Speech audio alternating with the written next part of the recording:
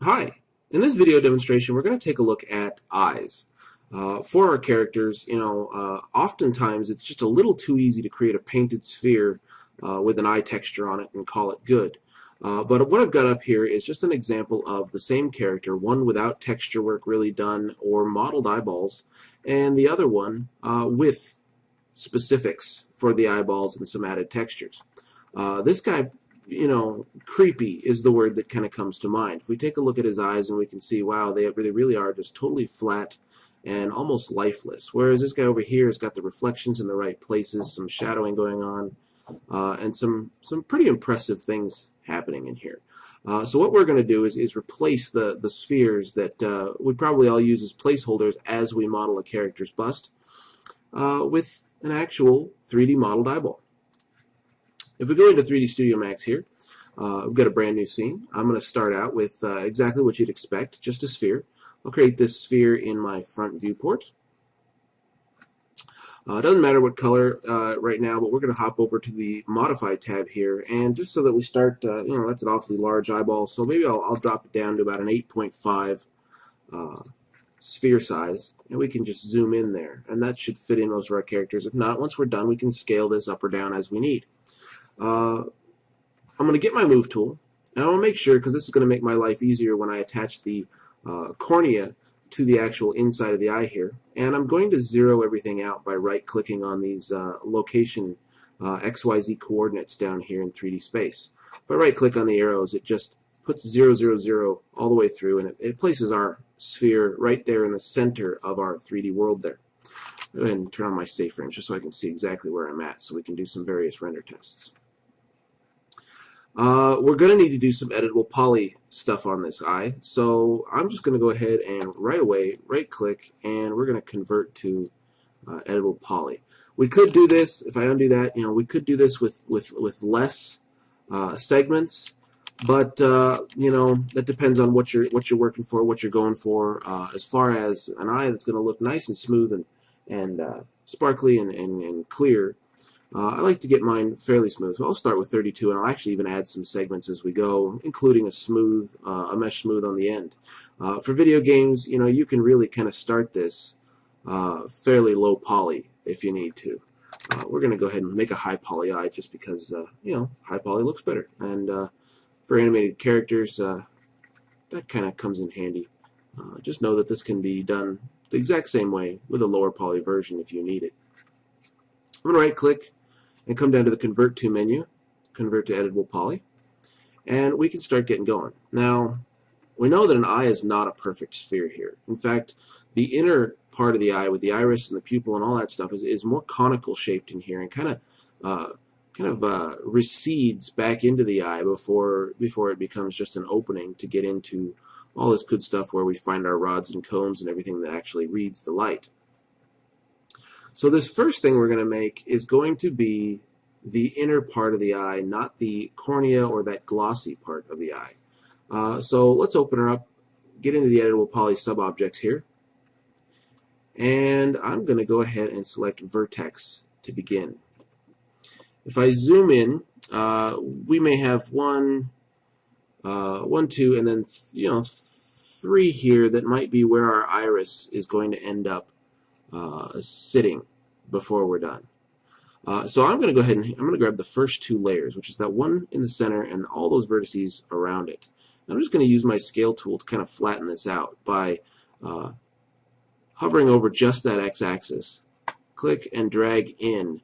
And you'll notice that down here I've got my coordinate system showing me exactly how far I'm dragging. I'm just going to go until it pretty much says 0, which means that I have made it pretty much absolutely flat.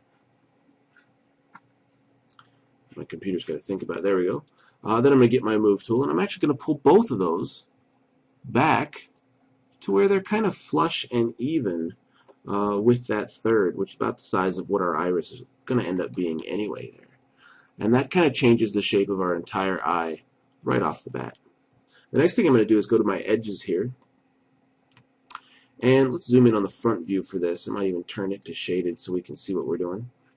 And get my select tool, not my select and move or select and rotate, just in case I click one of these things and accidentally drag, it's not going to move it out of place for me.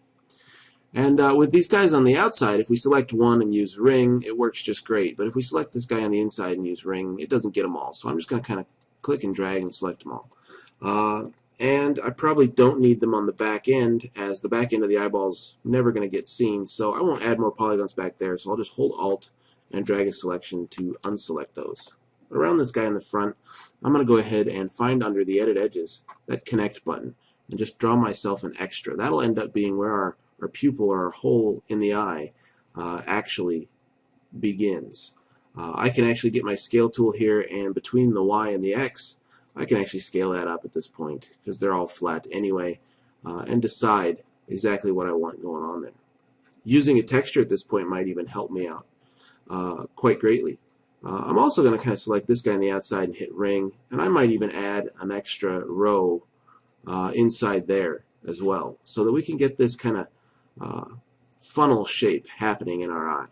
Once I've done that, I'll move over to my polygons, and I'll do the same thing. I'm going to get my select tool, just the select object tool, and grab all the guys that are now in the middle, remembering to hold Alt and unselect the ones in the back of the eye. Then I'm just going to hit delete on my keyboard. We've got ourselves a pupil. At about this point, I'm going to start thinking, well, I need to know exactly where my iris is going to lay, so I might want to texture this eye. I'm going to go ahead and add a texture to it by coming in, selecting an empty texture slot here, and just getting a diffuse slot for right now. I'm going to go ahead with bitmap, where I've got all kinds of eyes saved away that I've made in the past. This human eye, gray-blue, it'll work just fine for us right now. So you should have downloaded it probably with everything that you're doing for the lesson here. After we've got the gray-blue eye in there, I don't need to do anything else. I can just go ahead and hit that Go To Parent button and back out. And then remember to toggle on the Show Shading Material and Viewport. I can drag and drop it over to my eyeball. And of course, it puts it exactly wrong the way I don't want it. So we're going to need to add some coordinates. Up at the modifier on our eyeball, we're going to go to the UVW map modifier, add it, and lo and behold, there's our eye right there. This also gives us the option to resize and rescale our eye, and it actually did a pretty decent job putting it right where we wanted it in the first place, but I might want to make it a little bit bigger just so that it kind of encompasses that last ring that we're using for the iris and the pupil there. So I'm going to open it up, grab that gizmo. I might even want to use this bitmap fit just to make sure that it's matching the parameters of the image, which it is. It's square, so nothing changed. And I'm going to get my scale tool, and I'm just going to scale that gizmo up a little bit until the outer ring of my actual texture just kind of appears a little bit beyond where I had the final ring there. That'll give our iris a little bit of a curve as it goes up and then swirls down into our funnel shape that we're about to create. Next, I'll come back down here, turn off my gizmo and my UVW map, come back down to, let's say, border, and I'm going to want to turn on the show end result on-off toggle switch, which is right underneath here. It looks kind of like a little half-filled beaker of some sort.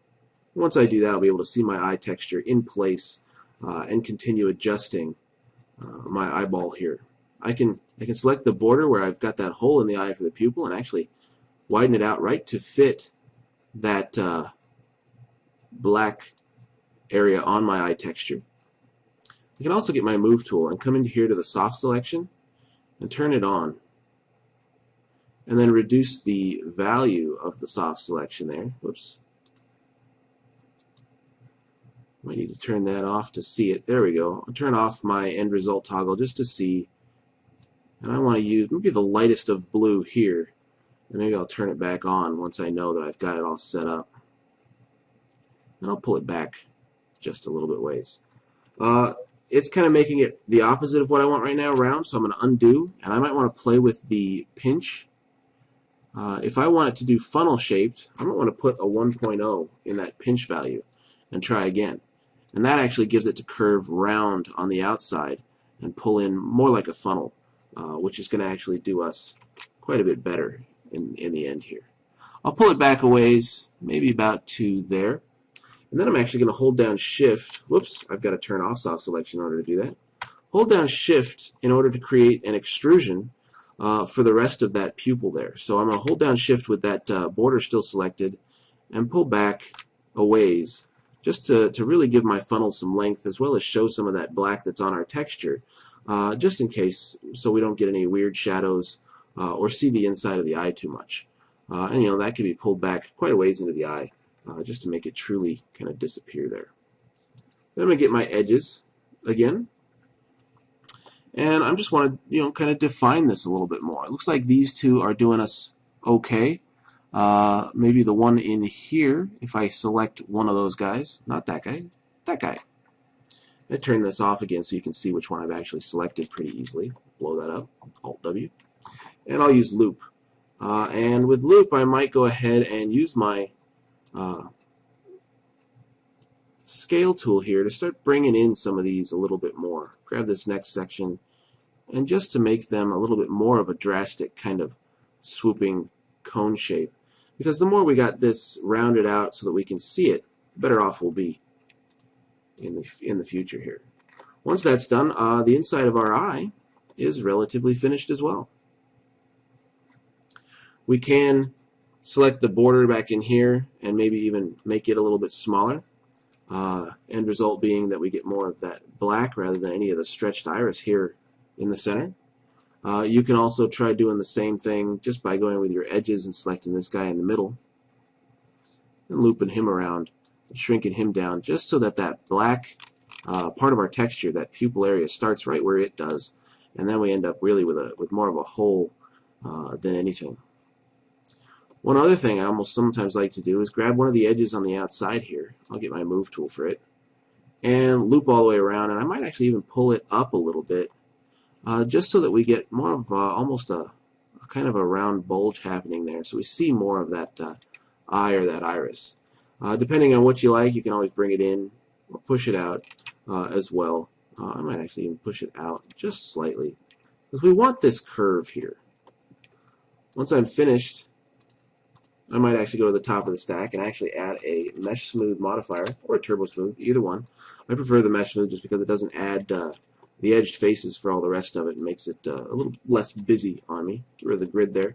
And what we have here is an eyeball shape that actually mimics an eye and is going to give us some differences with our lighting. Some shapes and some shadows, and actually maybe breathe a little bit more life into an eyeball there.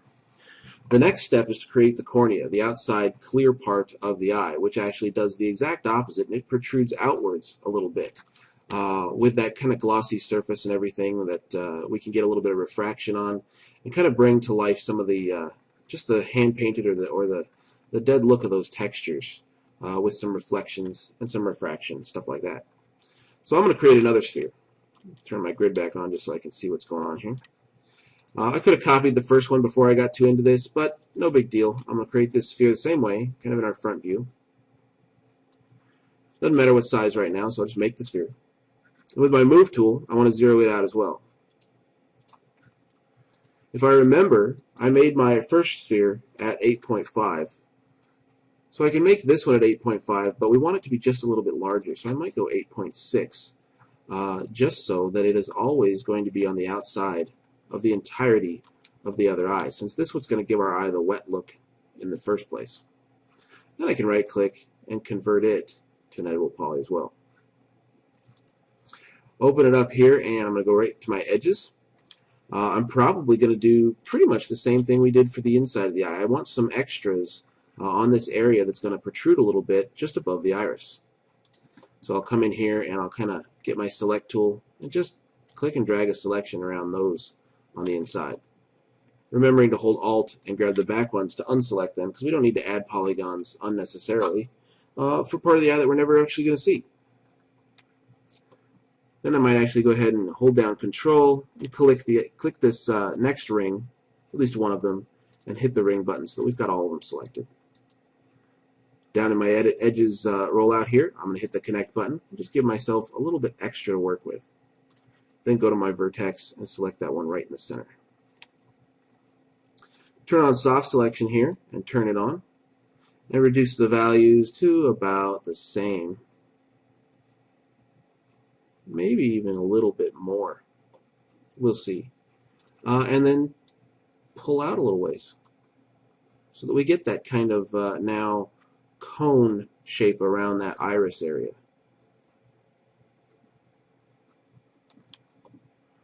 Once I've got that, however far I'd like to turn out, I'll turn off soft selection, and then maybe I'll even pull back just a little bit on that pointed singular vertex in the middle, and that just kind of relaxes it and it'll smooth better. When we're done, I'll probably go ahead and add a mesh smooth or turn on NURMS or something along those lines. Don't need to add any more than the one value. And there is the outer side of our eye. We'll go ahead and give it a texture as well, so select a different one. I'll go ahead and just make a simple one here. I probably might even go into Arc and Design later on and do this a little bit nicer because they've got some different tools. In fact, let's just do that right now. I'm going to hit the standard button here, and under Materials, we'll go down to the Mental Ray rollout and select Arc and Design. From here, I can start with a template, maybe glass physical or glass solid geometry here.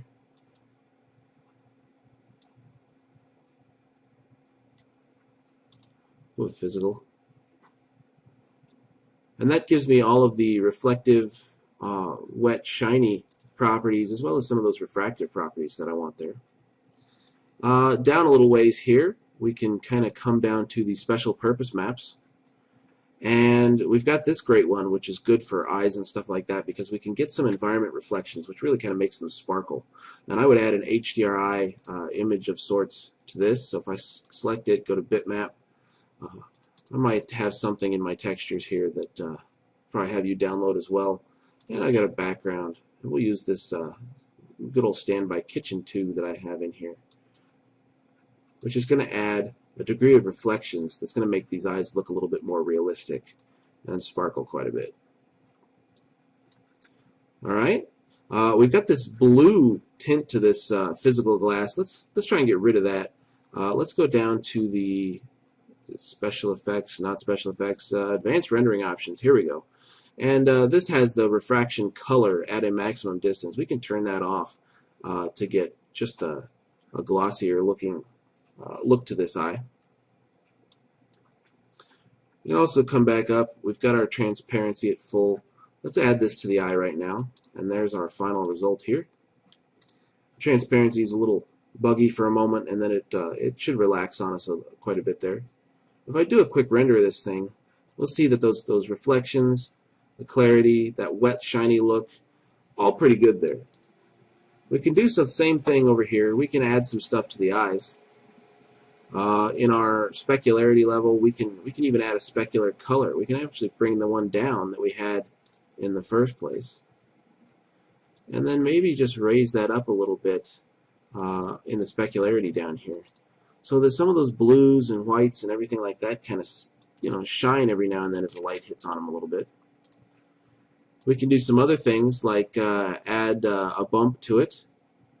Even heck, just kind of use the same one down here, which gives that a little bit more of a shape on the inside, something to catch the light every now and then. Don't need to add too much because we don't want our eyes to look like mountains, just eyes. So we'll leave it default, maybe 30. We can adjust our specular level even further if we want them to look wet as well, 160 over 60. But you probably don't want too much going on the inside, because we're going to be battling those shiny surfaces between the outer circle of our eye and the inner circle. Now we get a little bit of sheen here on the inside so that it looks a little bit different. I'm not sure I like that, so we're going to kind of push this back down to maybe about 40, glossiness maybe about 10.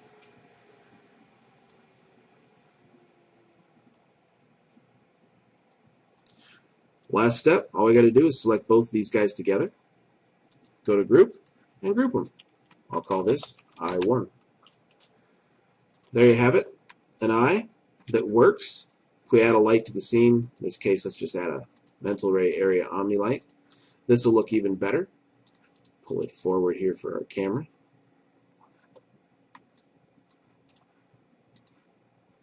And just some quick settings. We'll increase the radius to maybe about 15 and increase the sample so the shadows look a little nicer. And there you have it, an eye. And then just a quick jump to a final render here of your eye. Once it's got all the textures and reflections and all the good glossiness, it's a lot more lifelike and less flat and creepy looking here, especially with some new shape and some reflection and refraction and all that good stuff. All right.